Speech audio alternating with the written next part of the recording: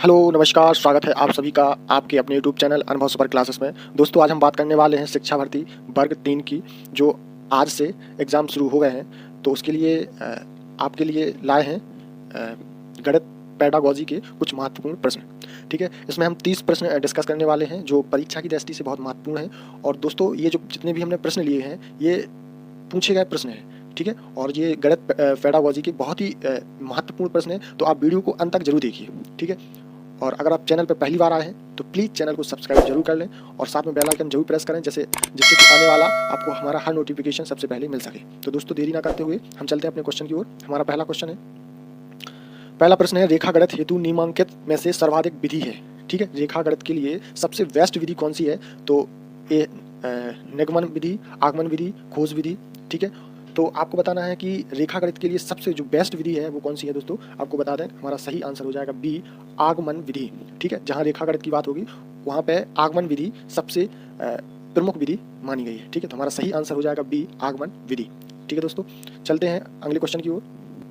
हमारा प्रश्न है, 10 गीतिका नामक गणितीय ग्रंथ की रचना किसने की थी?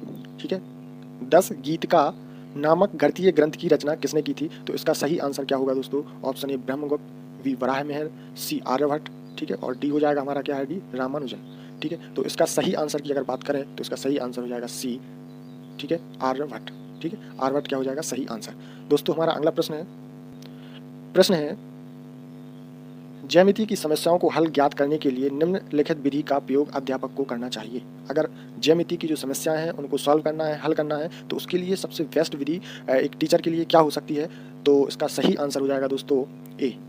क्या हो जाएगा? ए, विश्लेषण विधि। ठीक है, क्या हो जाएगा दोस्तों? विश्लेषण विधि हमारा सही आंसर हो जाएगा। ठीक है, हमारा अगला प्रश्न है, अपेक्षित व्यवहारगत परिवर्तन में निहित है। क्या है प्रश्न? क्या है? अपेक्षित व्यवहारगत परिवर्तन में निहित है। तो इसका सही आंसर हो जाएगा दोस्तों बी। क्या हो जाएगा? बी, प्राप्त उद्देश्य। क्या हो जाएगा? प्राप्त उद्देश्य। ठीक है, आगे बढ़ेंगे और हमारा अगला प्रश्न है कि शिक्षण के सामान्य उद्देश्य होते हैं। ठीक है, तो शिक्षण के सामान्य उद्देश्य क्या होते हैं? तो इसका सही आंसर क्या होगा दोस्तों? ए ऑप्शन दूरगामी नहीं, सी पाठ योजना में प्राप्त नहीं किए जा सकते। ठीक है, तो आपको बता दें कि इसका जो सही आंसर होगा वो क्या हो जाएगा हमारा? ए।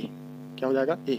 ठीक है, ए हमारा क्या हो जाएगा? सही आंसर। ठीक है, सही आंसर हो जाएगा दूरगामी। ठीक है, हमारा अगला प्रश्न है दोस्तों, प्रश्न है, प्राथमिक स्तर पर गणित शिक्षण का महत्व।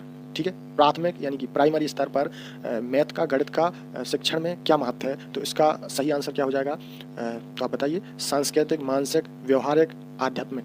ठीक है, तो आपको बता दें कि इसका जो सही आंसर है वो क्या हो जाएगा? सी। ठीक है, क्या हो जाएगा दोस्तों? सी, व्यवहारिक। ठीक है, व्यवहारिक हमारा क्या हो जाएगा? सही आंसर। तो आगे बढ़ेंगे और हमारा नेक्स्ट क्वेश्चन है दोस्तों, क्वेश्चन है, गणित शिक्षण छात्रों में प्रश्नों को शीघ्र एवं शुद्ध हल करने की आदत डालने की श्रेष्ठ विधि है, सिद्धांत को समझने के बाद। ठीक है, गणित शिक्षण छात्रों में प्रश्नों की शीघ्र एवं शुद्ध हल करने की आदत डालने की श्रेष्ठ विधि है, तो वो कौन सी है? तो इसका सही आंसर हो जाएगा दोस्तों सी, लिखित और मौखिक अभ्यास करना। ठीक है, इसका क्या सही आंसर क्या हो जाएगा? लिखित एवं मौखिक अभ्यास करवाना। ठीक है, क्या हो जाएगा? करवाना। ठीक है, तो अगर हमें किसी को कुछ सिखाना है ना, प्रश्नों को शीघ्र मतलब जल्दी एवं शुद्ध सही हल करने की आदत डालनी है, तो उसके लिए क्या है? लिखित एवं मौखिक अभ्यास करवाना जरूरी है। ठीक है, तो सी हमारा क्या हो जाएगा? सही आंसर। दोस्तों हमारा अगला प्रश्न है, गणित शिक्षण का वास्तविक उद्देश्य ज्ञान प्राप्त करना नहीं वरन शक्ति प्रदान करना है, यह कथन किसने कहा है? और इसका सही आंसर आपको बता दें कि इसका सही आंसर क्या होना चाहिए। ऑप्शन ए है डयूर, बी बेकन, सी डंटन। तो इसका सही आंसर हो जाएगा दोस्तों सी, डाल्टन। क्या हो जाएगा? सी हमारा डाल्टन। ठीक है, हमारा नेक्स्ट क्वेश्चन है, कुहक गणित ग्रंथ की रचना किसने की थी? ठीक है, कुहक गणित ग्रंथ की रचना किसने की थी? तो इसका सही आंसर हो जाएगा ब्रह्मगुप्त। किसने की थी दोस्तों? ब्रह्मगुप्त जी ने कुहक गणित ग्रंथ की रचना की थी। ठीक है, तो इसका सही आंसर सी हो जाएगा। दोस्तों हमारा अगला प्रश्न है, राजस्थान के भीनमाल कस्बे से किस गणितज्ञ का संबंध है? ठीक है, राजस्थान के भीनमाल कस्बे से किस गणितज्ञ का संबंध रहा है या संबंध है? तो इसका सही आंसर क्या होगा दोस्तों? ठीक है, ऑप्शन देख लीजिए आप। तो इसका सही आंसर हो जाएगा हमारा सी। क्या हो जाएगा? ब्रह्मगुप्त। ठीक है, ब्रह्मगुप्त का संबंध है। ठीक है, हमारा अगला प्रश्न है दोस्तों, गणित सार संग्रह की रचना किसने की थी? तो इसका सही आंसर हो जाएगा ऑप्शन ए। क्या हो जाएगा? ऑप्शन ए, गणित सार संग्रह की रचना किसने की थी? तो महावीराचार्य। किसने की थी दोस्तों? महावीराचार्य जी ने सार संग्रह की रचना की थी। तो इसका क्या हो जाएगा? ए हमारा सही आंसर। दोस्तों हमारा प्रश्न है, गणित की वह कौन सी विधि है जो करके सीखने के सिद्धांत पर काम करती है, जिसमें छात्र अधिक सक्रिय रहते हैं, वे जिसके द्वारा नवीन तथ्यों की खोज की जा सकती है? ठीक है, तो इसका हमारा आंसर क्या है? इसका सही आंसर हो जाएगा दोस्तों प्रयोगशाला विधि। ठीक है, जब भी हम कुछ सीखने की करने की बात करते हैं तो वहाँ प्रयोग की बात होती है, तो इसका सही आंसर हो जाएगा प्रयोगशाला, यानी कि बी हमारा क्या हो जाएगा? सही आंसर। ठीक है दोस्तों प्रश्न है, किसी खेल का क्षेत्रफल ज्ञात करने के लिए उपयोगी गणित शिक्षण विधि है? ठीक है, किसी खेल का क्षेत्रफल ज्ञात करने के लिए उपयोगी गणित शिक्षण विधि है, तो कौन सी क्षेत्रफल निकालने की सबसे बेस्ट विधि है? तो विश्लेषण विधि, इकाई विधि, क्रिया विधि, विश्लेषण विधि। ठीक है, तो इसका सही जो आंसर है वो क्या है हमारा दोस्तों? सी, क्रिया विधि। क्रिया विधि के द्वारा किसी खेल का क्षेत्रफल ज्ञात किया जा सकता है दोस्तों। ठीक है दोस्तों, उम्मीद करते हैं कि आपको हमारा वीडियो पसंद आ रहा हो, तो प्लीज़ वीडियो को लाइक जरूर करें। दोस्तों प्रश्न है, अवेकस का प्रयोग छोटी कक्षाओं में किस शिक्षण में प्रभावी होता है? ठीक है, अवेकस का प्रयोग छोटी कक्षाओं में किस शिक्षण में प्रभावी होता है? तो इसका सही आंसर क्या होगा दोस्तों? देख लेते हैं। बोलना सिखाने में, लिखना सिखाने में, गिनती सिखाने में। ठीक है, तो इसका सही आंसर हो जाएगा दोस्तों सी, गिनती सिखाने में। आपने देखा होगा कि इस टाइप का रहता है ना, उसमें कुछ इस टाइप के रहते हैं, तो इससे बच्चों को सिखाया जाता है ना, तो यही वो अवेकस है। ठीक है, तो इसको गिनती सिखाने के लिए इस्तेमाल करते हैं। जब छोटे बच्चे होते हैं उनको गिनती सिखाई जाती है, तो हमारा सी क्या हो जाएगा? सही आंसर, गिनती सिखाने की में। ठीक है, इसका उपयोग होता है। ठीक है, अवेकस का उपयोग छोटी कक्षाओं में किस शिक्षण में प्रभावी होता है? तो गिनती सिखाने के लिए। ठीक है, सी हमारा सही आंसर हो जाएगा। दोस्तों प्रश्न है, आप वृत्त की परिधि ज्ञात करने के लिए किस शिक्षण विधि का प्रयोग में लाएंगे? ठीक है, वेरी मोस्ट इंपोर्टेंट क्वेश्चन है। जब भी हमें वृत्त की परिधि ज्ञात करनी हो तो हम किस शिक्षण विधि का प्रयोग करेंगे? तो इसका सही आंसर हो जाएगा दोस्तों, ऑप्शन देख लेते हैं। विश्लेषण विधि, इकाई विधि, क्रिया विधि और निगमन विधि। ठीक है, तो इसका डी क्या हो जाएगा? सही आंसर, निगमन विधि क्या हो जाएगा? सही आंसर। ठीक है, जब भी हमें परिधि निकालनी हो तो निगमन विधि के को इस्तेमाल करके हम निकाल सकते हैं। ठीक है, तो डी हमारा क्या हो जाएगा? सही आंसर। दोस्तों प्रश्न है हमारा, पर्यवेक्षित स्वाध्याय विधि का गुण है। ठीक है, पर्यवेक्षित स्वाध्याय विधि का गुण है, तो इसका क्या है? देख लेते हैं। इसका ऑप्शन है ए, व्यक्तिगत क्रियाओं में विधि का गुण है, पिछड़े बालकों को शिक्षा उपयुक्त ढंग से देना, छात्रों की पाठ्य वस्तु का गहनता से विकास करना। तो इसका सही आंसर हो जाएगा दोस्तों डी, उपयुक्त सभी। ठीक है, उपयुक्त सभी इसका सही आंसर हो जाएगा। हमारा प्रश्न है, रेखा गणित का संबंध है किससे है? तो इसका सही आंसर हो जाएगा बी, 17 का बी, प्रसार और विस्तार से। ठीक है, रेखा गणित का संबंध किससे है? प्रसार और विस्तार से। ठीक है दोस्तों, प्रश्न है, गणित सभी विज्ञानों का सिंह द्वार और कुंजी है, यह विचार किसका है?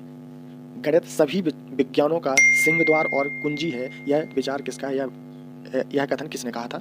ऐसा क्वेश्चन पूछा जाता है, तो इसका सही आंसर हो जाएगा दोस्तों सी, रोजर वेकन। ठीक है, रोजर वेकन जी ने कहा था कि गणित सभी विज्ञानों का सिंह द्वार और कुंजी है, तो इसका सी हमारा क्या हो जाएगा? सही आंसर। दोस्तों हमारा प्रश्न है, पाठ्यक्रम निर्माण के सिद्धांत हैं। ठीक है, तो इसका सही आंसर देख लेते हैं। पाठ्यक्रम निर्माण के सिद्धांत।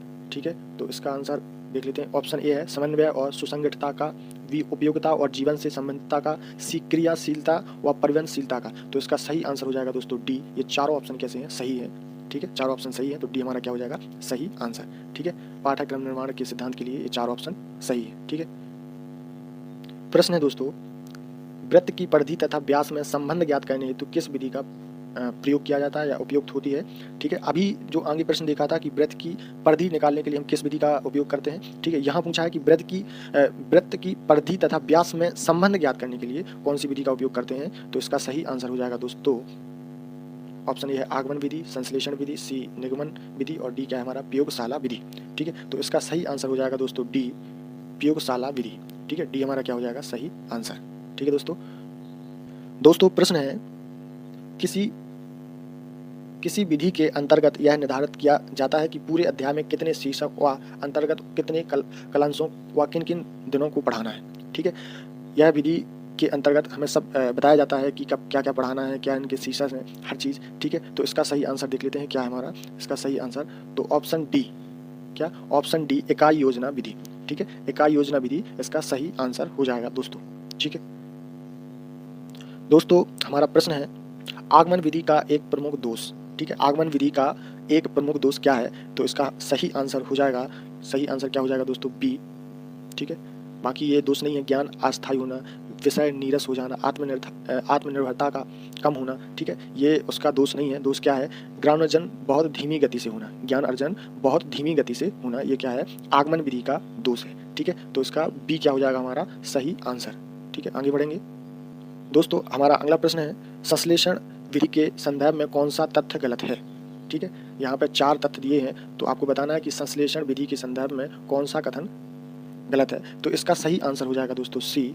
ठीक है, विश्लेषण में पहले प्रयुक्त होता है। ठीक है, यह गलत है। यह एक वैज्ञानिक विधि है, यह रटने की विधि है, इसमें समय और शक्ति दोनों कम लगते हैं। ठीक है दोस्तों, इसमें समय और शक्ति दोनों कम लगते हैं, तो इसका सी क्या हो जाएगा हमारा सही आंसर हो जाएगा दोस्तों संश्लेषण विधि। क्या है? संश्लेषण विधि में विशेषण में पहले प्रयुक्त होता है, ये सी हमारा क्या हो जाएगा सही आंसर। ठीक है दोस्तों, हमारा अगला प्रश्न है निम्नलिखित में से कौन सी विधि तर्क प्रधान विधि है? ठीक है, आपको ये बताना है कि तर्क प्रधान विधि कौन सी है। ठीक है, तो इसका सही आंसर हो जाएगा दोस्तों बी विश्लेषण विधि।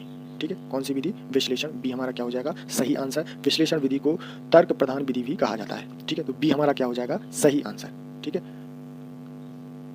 दोस्तों, प्रश्न है बालकों को कम से कम बताना चाहिए एवं उन्हें अधिक से अधिक स्वयं सोच निकालने के लिए प्रेरित करना चाहिए, सिद्धांत लागू होता है। ठीक है, यह सिद्धांत किस पर लागू होता है कि हमें कम से कम बताना चाहिए और अधिक से अधिक स्वयं सोच निकालने के लिए प्रेरित करना चाहिए? ये सिद्धांत किस पर लागू होता है? तो देख लेते हैं। पहला है निगमन विधि, दूसरा है आगमन विधि, ठीक है, तीसरा प्रोजेक्ट विधि और डी ऑप्शन है ह्यूरिस्टिक विधि। ठीक है, तो इसका जो सही आंसर हो जाएगा दोस्तों डी। ठीक है, डी हमारा क्या हो जाएगा सही आंसर। ठीक है दोस्तों, प्रश्न है दोस्तों निम्नलिखित में से कौन सा सिद्धांत प्रायोजना विधि का नहीं है? ठीक है, तो इसमें क्रियाशीलता है, वास्तविकता है, उपयोगिता है। ठीक है, डी हमारा क्या हो जाएगा सही आंसर, क्योंकि मूल्यांकन सिद्धांत प्रायोजना विधि का सिद्धांत नहीं है। ठीक है, तो डी हमारा क्या हो जाएगा सही आंसर। ठीक है, डी क्या हो जाएगा सही आंसर। दोस्तों, प्रश्न है गणित शिक्षण में पाठ्य पुस्तक का उपयोग निम्नांकन कारण से किया जाता है। ठीक है, गणित शिक्षण में पाठ्य पुस्तक का उपयोग निम्नांकित कारण से किया जाता है। तो ऑप्शन ए है प्रायोगिक कार्य हेतु, बी है प्रस्तावना हेतु, सी है उदाहरण एवं चित्रों हेतु, तो क्या और डी है उपयुक्त सभी। तो दोस्तों ये चारों के चारों ऑप्शन सही हो जाएंगे, तो डी हमारा क्या हो जाएगा सही उपयुक्त सभी। ठीक है, डी क्या हो जाएगा सही आंसर। प्रश्न है दोस्तों जिस विधि से पहले उदाहरण बाद में नियम बताए जाते हैं वह है।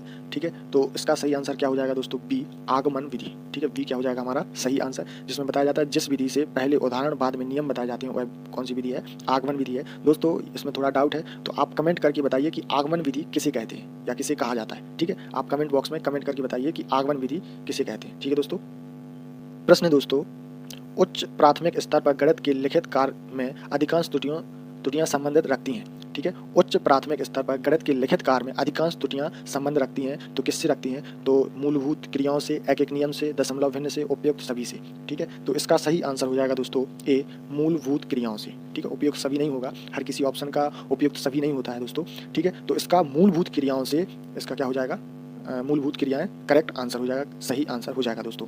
ठीक है दोस्तों, हमारा अगला प्रश्न है दोस्तों प्रश्न है हमारा रेखा गणित आकृतियों के शिक्षण में सर्वप्रथम प्राप्त उद्देश्य होता है। प्रश्न है रेखा गणितीय आकृतियों के शिक्षण में सर्वप्रथम प्राप्त उद्देश्य होता है। तो ऑप्शन ए क्या है? ज्ञानात्मक, अवबोधात्मक, अनुप्रयोगात्मक और डी है कौशलात्मक। ठीक है, तो इसका सही आंसर हो जाएगा दोस्तों डी कौशलात्मक। क्या हो जाएगा? कौशलात्मक। डी हमारा क्या हो जाएगा? सही आंसर। दोस्तों उम्मीद करते हैं कि आपको हमारा ये वीडियो पसंद आया हो, तो प्लीज़ वीडियो को लाइक और चैनल को सब्सक्राइब जरूर कर लें, साथ में बेल आइकन जरूर प्रेस करें जिससे आने वाला हर नोटिफिकेशन सबसे पहले आपको मिल सके। दोस्तों उम्मीद करते हैं कि आपको जो भी हमने आज पढ़ाया है पूरा समझ में आया हो, तो प्लीज़ आप कमेंट बॉक्स में जरूर बताएं कि आपको ये वीडियो कैसा लगा। ठीक है, तो दोस्तों फिर मिलेंगे एक न्यू वीडियो के साथ। जय हिंद दोस्तों।